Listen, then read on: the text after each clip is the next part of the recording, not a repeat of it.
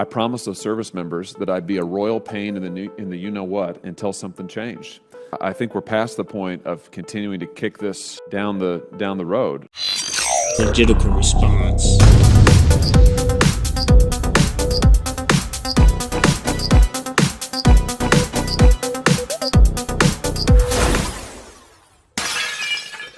Hey, what's up, everybody? Thanks for tuning in. I'm gonna start trying to put more stuff like this out so people can actually see what these politicians are doing, because a lot of times people find it boring sitting through all this crap, watching them blah blah blah all freaking day long. The people aren't really informed about what's going on. You go to the polls and vote, and you don't really know who you're voting for. You just generally vote Democrat or Republican based upon who you feel is the best candidate. But the thing is, unless you know what they're actually doing, you kind of don't really know the candidate. If you only watch political ads, which that's another series I'm doing right now, is showing these ridiculous political ads just to get votes, you'll see that the political ads and what they actually do are very different.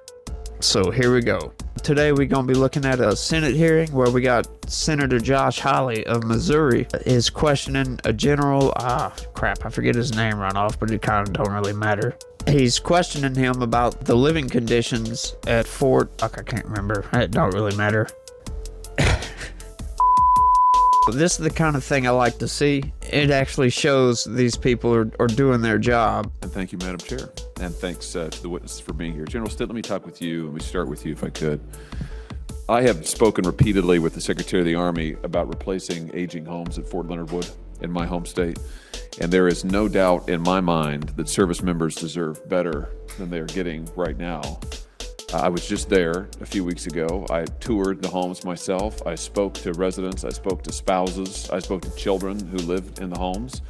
These homes need to be replaced. What concerns me is the Army doesn't seem to have a plan to replace this aging housing stock. So let me just ask you this. In your opinion, how does the availability or maybe lack of availability of quality military housing for service members and their families affect recruiting and retention? Okay, so he's talking about where the soldiers live on base, I guess you could call it the dorms, apartment buildings, whatever you want to call it, needing upgrades. Well, I can personally attest to that. I've worked at Fort Polk for a while. We did a hospital job, and we've done a bunch of little smaller jobs around on that specific Fort Polk. And I can tell you, it's probably not that general necessarily that's holding things up. What holds that kind of stuff up is the United States Army Corps of Engineers, which is a civilian arm of the U.S. Army. And I tell you, they are a pain in the neck to work for. That's why everything takes forever to do when it involves the U.S. Army Corps of Engineers, because they'll come in, you'll do something, and it'll be right. It'll be within spec, and they don't like it. They want you to redo it. Or they'll come in and they'll have you take some windows out of a building, put new ones in, 2 months later, tear the building down. It's like, what are we doing here? You know, it doesn't make any sense. But they do that kind of crap all the time.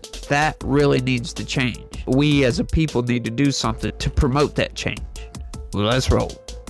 Senator Hawley, good afternoon. The Army takes the care and quality of life of all of our service members and their families very seriously. So we are making and committed to investing in our housing within not just that, but within our daycare centers, childcare, offering opportunities, expanding beyond that for spousal employment, to put kind of a whole package on the table to ensure that our facilities and our care and commitment towards family members is first class.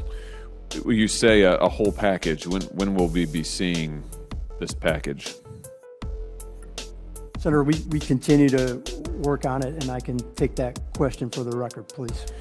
Well, that's fine. I mean, but let me just say again, for the record, I've said this in the full committee, I'll say it again here, that I think we're past the point of continuing to kick this down the road. I mean, this is a problem now. Frankly, at Fort Leonard Wood, it was a problem a decade ago. But listen, I've been there. I mean, I've seen it myself.